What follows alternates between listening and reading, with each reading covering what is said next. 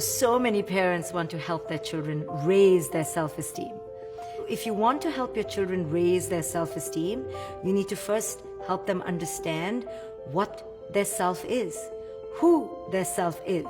So self-awareness, self-knowledge, self-celebration is the core of raising self-esteem. If the child is disconnected to who it is they are, they're not going to have self-esteem.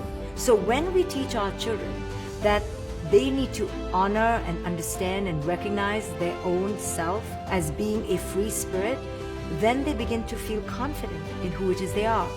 But instead, what we do typically in today's culture is that we teach our children to be anything other than who it is they are. We teach them to follow indicators on the outside. We teach them that they are their grade. We teach them that they are a superficial standard of beauty.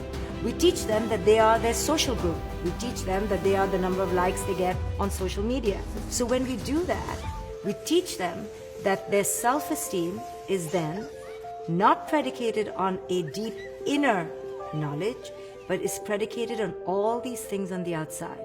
The grades, the beauty, the social status, the belonging to a peer group, to how they succeed in life. Now this is the fundamental ill in parenting, when we teach our children that who it is they are is dependent on something outside.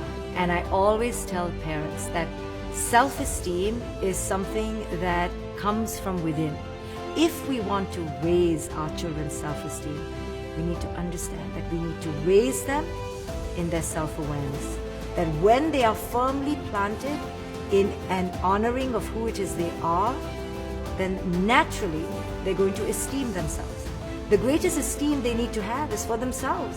But if they don't have a sense of self, and if they don't have an inner connectivity, how can they esteem themselves? If we teach them that their esteem depends on whether some boyfriend likes them, or if some teacher validates them, or if some weighing scale tells them that they are worthy, then their sense of inner self will constantly fluctuate dependent on these external markers.